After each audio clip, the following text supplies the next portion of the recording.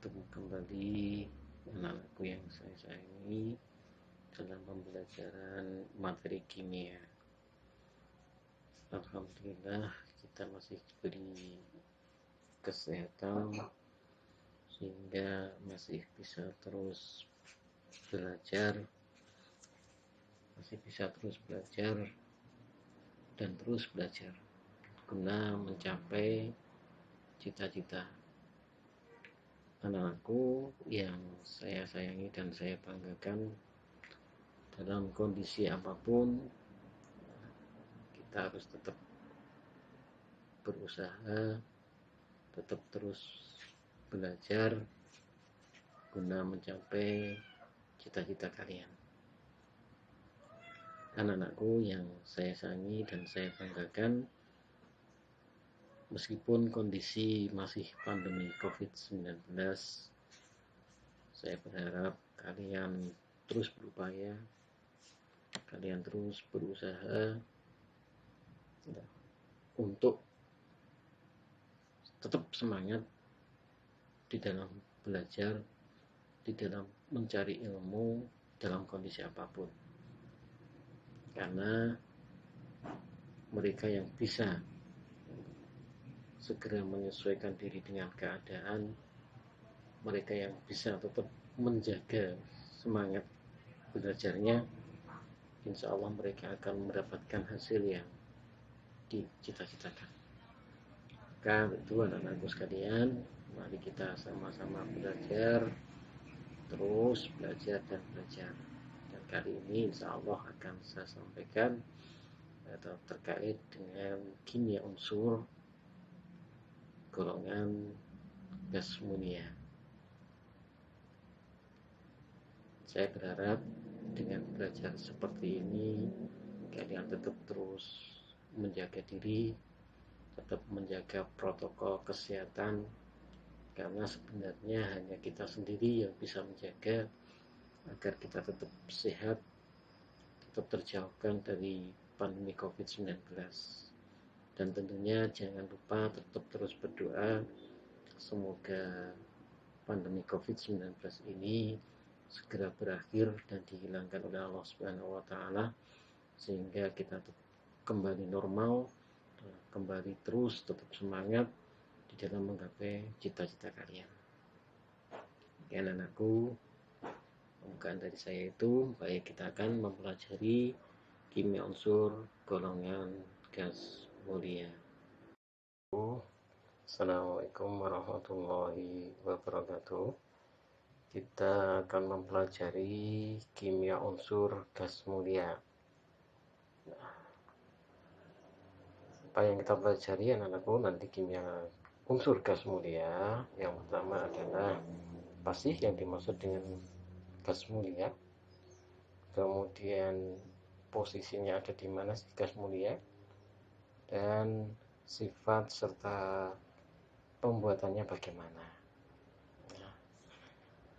Baik, ada beberapa yang kita pelajari: pengertian, letak, sifat, pembuatan, dan manfaat.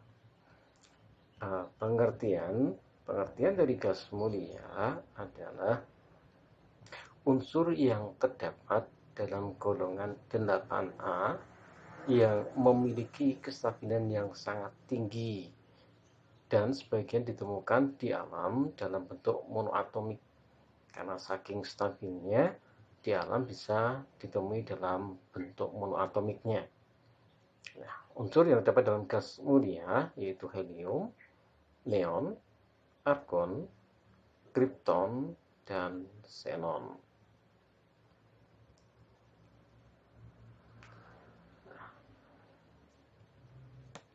Asal-usul nama gas mulia, helium berasal dari helios yang berarti matahari, argon dari kata argos artinya malas, neon artinya neos artinya baru, kripton berasal dari kata kriptos yang artinya tersembunyi, dan xenon artinya asing.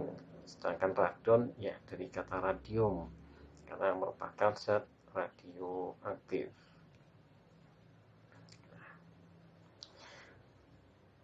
Letak gas mulia sangat sedikit kandungannya di bumi. Dalam udara kering akan ditemukan kandungan gas mulia sebagai berikut: helium 0,0052%, neon sekian, sampai radioaktif. Mengapa radioaktif tidak ditemukan berapa persentasenya? Karena dia bersifat radioaktif, artinya dia mudah meluruh, sehingga dalam waktu yang singkat maka radon ini akan segera habis.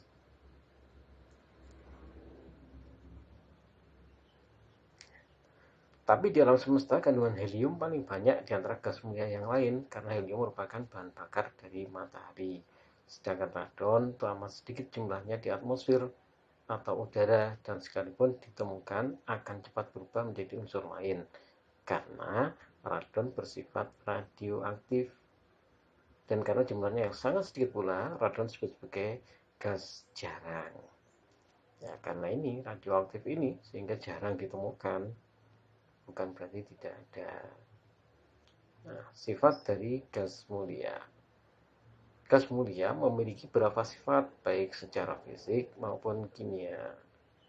Sifat fisika dari gas mulia seperti dalam tabel, mulai dari nomor atom, jari-jari atom, titik leleh, dan titik didih. Ini semua adalah sifat-sifat fisikanya. Sifat kimia. Sifat kimia ditinjau dari konfigurasi elektronnya, energi ionisasi, dan afinitas elektron.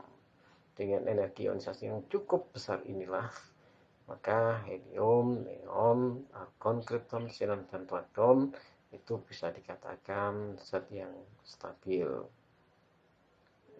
Sifat umum, jumlah elektron valensinya semuanya 8, kecuali helium.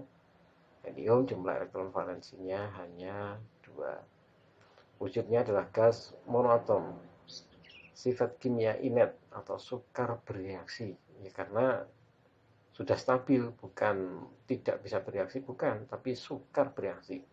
Nah, pada kenyataannya sekarang sudah ditemukan XeF4 xenon tetrafluorida, XeF6 xenon hexafluorida. Nah, itu berarti bisa direaksikan, bisa, meskipun dia sudah stabil tapi bisa direaksikan. Nah, itu ya, tapi sangat-sangat sukar. Jari-jari atom dari atas ke bawah semakin besar, energi ionisasi pertama dari atas ke bawah makin kecil, titik didih, titik leleh dari atas ke bawah makin besar.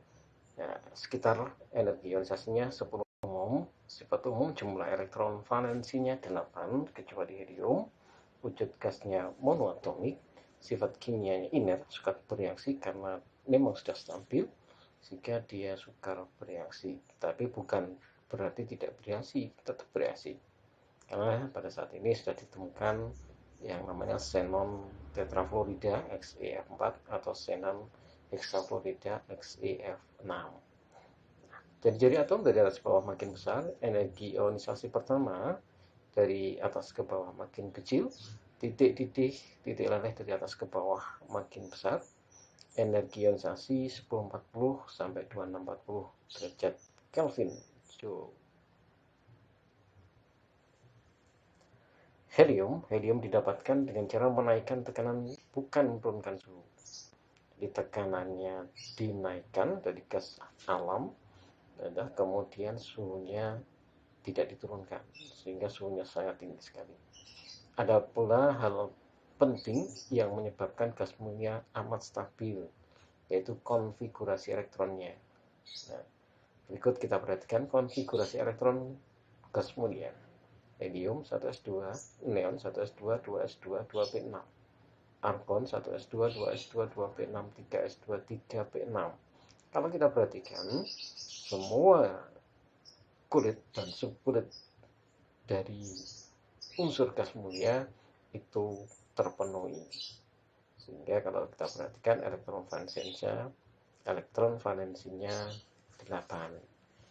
Sehingga bisa dikatakan konfigurasi elektronnya stabil. Nah, karena konfigurasi elektronnya yang stabil, maka gas mulia juga bisa digunakan untuk peningkatan konfigurasi elektron bagi unsur lain. Contoh brom dengan nomor atom 35, nah, bisa disingkat menjadi brom, argon, 4s2, 3d10, 4p5. Jadi 1s2, 2s2, 2p6, 3s2, 3p6 ini miliknya argon. Nah, itu berarti peningkatan. Boleh seperti itu.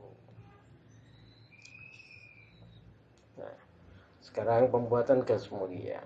Gas helium ditemukan terdapat dalam gas alam di Amerika Serikat.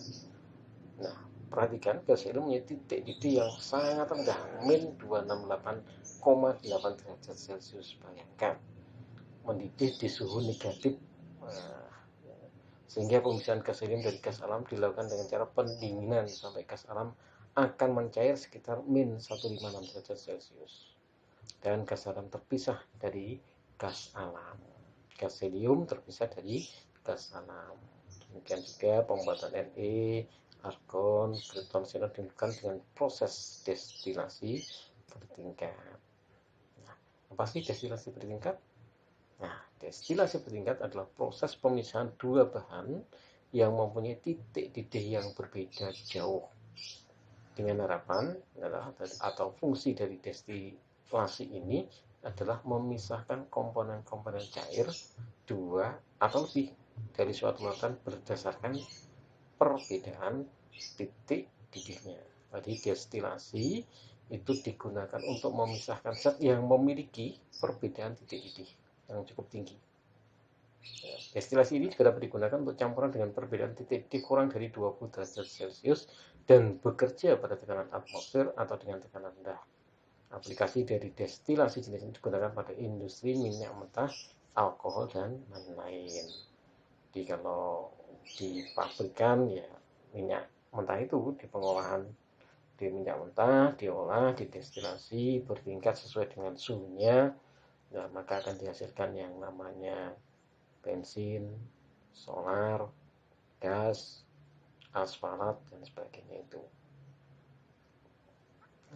Manfaat dari gas mulia. Helium merupakan zat ringan dan tidak mudah terbakar. Helium bisa digunakan untuk mengisi balon udara. Dan helium yang tidak reaktif digunakan untuk mengganti nitrogen untuk membuat udara buatan yang dipakai dalam penyelaman dasar laut. Ya, jadi kalau umumnya pakai nitrogen, tetapi kalau nitrogen itu ada bahayanya. Nah, kalau dia kekurangan oksigen ini bahaya. Maka manfaat helium merupakan zat ringan dan tidak mudah terbakar. Helium biasa digunakan untuk mengisi balon udara, dan helium yang tidak reaktif digunakan untuk mengganti nitrogen. Nah, sekarang neon. Neon biasanya digunakan untuk mengisi lampu neon.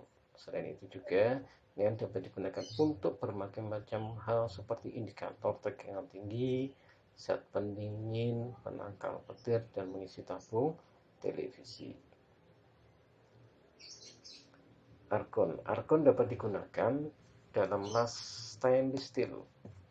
Argon juga digunakan dalam las dan sebagai pengisi bola lampu pijar. Kemudian krypton bersama argon digunakan sebagai pengisi lampu fluoresen bertekanan rendah. Krypton juga digunakan dalam lampu kilat untuk fotografi kecepatan tinggi. Jadi fotografer sebagai blitz itu adalah krypton. Kemudian xenon dapat digunakan dalam pembuatan lampu untuk bakterisida atau pembunuh bakteri dan pembuatan tabung elektron.